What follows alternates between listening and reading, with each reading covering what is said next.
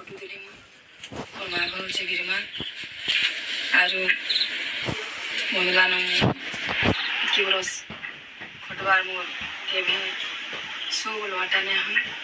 କେତେ ଥର ଗାଲି ଝଗଡ଼ା କରି ମା ଘରେ 2-4 ମାସ ରହିକରି ସେନ ବଡ଼ ବଡ଼ ସରପଞ୍ଚ ମେମ୍ବରମାନଙ୍କୁ ଡାକିକରି ମିଟିଂ କରି ଫେର୍ ଆସେ ବନଲାକେ ଭେଲ୍ ଆଗ୍କେ ଭବିଷ୍ୟତ ଭଲ ହେବା ବୋଲିକରି ତ ସେଟା ନାଇଁ ହେଇପାରଲା ଫେର୍ ବି ହେନ୍ତା ଝଗଡ଼ା ପାତି ଲାଗିଥାଏ ଧୀରେ ସବୁବେଲେ ବାହାର ସାଇଡ଼୍କେ ଗଲେ ତ ପାଇ ଲୋକର ସାଙ୍ଗେ ମିଶବାର୍କେ ପଡ଼୍ସି ତ କାହାର ସାଙ୍ଗେ କଥା ବୋଧେ ଲାଗଲେ ବି ସେଟା ତାଙ୍କର ଅବିଶ୍ୱାସ ବାହାରେ ଏନେଇକିରି ବହୁତ ଲୋକର୍ନ ସେମାନେ ଖରାପ ବ୍ୟବହାର ମିଶି କରିକିରି ମୋତେ ଝଗଡ଼ା କରୁଥିଲେ ଆରୁ କେବେ ମୋର ବାବଦରେ କେବେ ମୁଇଁ କିଛି ତାଙ୍କର ବନ୍ଦନା ନ ହଉ କି ବିରମାଲ ନ ହଉ କେବେ ମୁଇଁ ଏନ୍ତା ଘରକେ କିଛି ବାଧା ନା ଆନି ମୋର ବାବଦରେ ତ ଇଟା କେନ୍ତା ଏତିକି ହେବା ବି ପଡ଼ିଲା ଯଦି କିଛି ସ୍ନେହ ମମତା କି ନିଜର ପତ୍ନୀକି ଯଦି ବିଶ୍ୱାସ କରିଲେ ଏତିକି ଅଶାନ୍ତି ଘରେ ହେତା ଛୁଆମାନେ ବି ଖୁସିରେ ରହନ୍ତି ଶାନ୍ତିରେ ରହନ୍ତି ତାଙ୍କର ପଢ଼ାରେ ବି ମନ ଧ୍ୟାନ ଲାଗତା ସବୁବେଳେ ପିଟା ମରା କରି ଏନ୍ତା ମୁର୍ଦାର ବାଜି ପିଟି ନିଅନ୍ ଜାଣା ପାରନ୍ତା ଆଥି ପିଟନ୍ ଡାକ୍ତରଖାନାକେ ଦିଅନ୍ ସେନ ପକାନ୍ ସେଠାନେ ଦେଖିକରି ଫିର୍ 2-4 ଦିନେ ଫିର୍ ଭଲ ହୁଏ ଫିର୍ ଏନ୍ତା ଲାଗିଥାନ ଫିର୍ ଏବେ ଗଲା ବର୍ଷ ଏଇଟା ଲାଗିଥିଲା ଆମ ଝଗଡ଼ା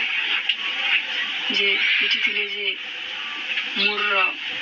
ସବୁ ଜାଗା ମୋର ମଲାରକ ବସିକରି ଫୁଟିଥିଲା ସେଠାନେ ମୋତେ ମେଡ଼ିକାଲ ଟେଷ୍ଟ କଲି ଆଉ ସେନ ଦେଖାଲି ରହିଲି ସେନ ତ ସେଠାନକେ ବି ବାର ଯାଇକରି ସେନ ଦୁର୍ବ୍ୟବହାର କରିକିରି ମା ଭାଇକେ ସମକୁ ଯାବିତା କଥା କହିକିରି ସେନ ଝଗଡ଼ା କର ତ ସେ ବିରମାଲେ ବି ରହି ନ ପାରୁଥିନି ତ ଭାବିଲି କିଛି ବଡ଼ ନିଷ୍ପତ୍ତି ନେଲେ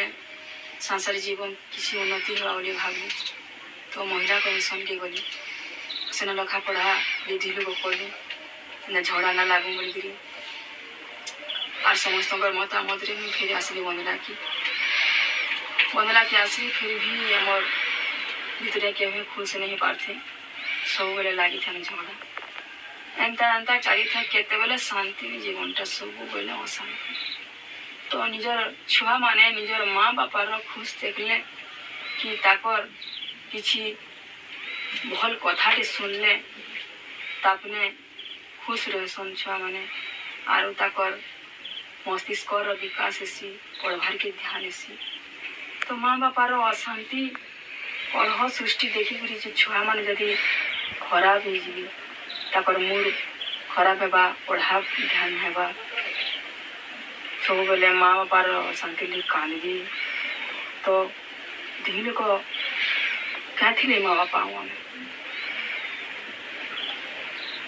ସେ ଛୁଆମାନେ ଯଦି ମା ବାପାର ଚିନ୍ତା କରିବେ ଆମେ ନିଜର ଛୁଆ ଚିନ୍ତା କରମୁ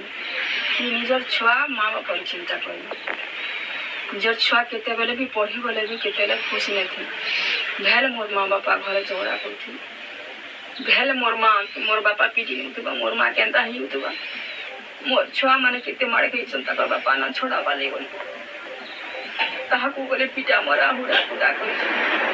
କେତେବେଳେ ଛୁଆମାନେ ଖୁସିରେ ରହି ନାଇଁ ପଡ଼୍ତି କି ଖେଳି ନାଇଁ ପଡ଼୍ତି ଯେନ୍ତା ବାହାର ସାଇଡ଼୍ର ଛୁଆମାନେ ଖେଲ୍ସନ୍ ବାହାର ସାଇଡ଼୍କେ ଗଲେ ଘରକେ ଆସିଲେ ତାଙ୍କର ଜୀବନ ଧୋକ କରସି ମା ବାପା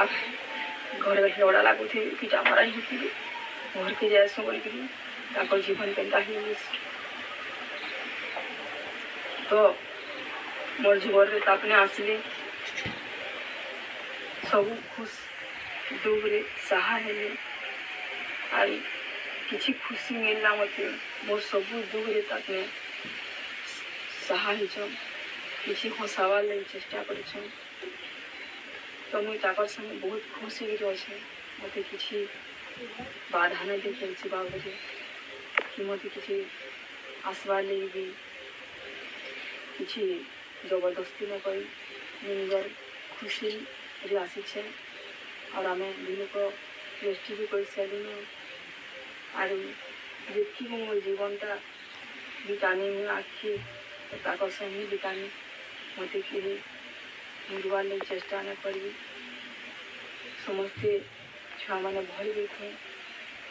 और एति अनुरोध है कि हमके मत नहीं आए भी नहीं आऊ नहीं जान मुई बहुत खुशी अच्छे दिन भी अच्छे।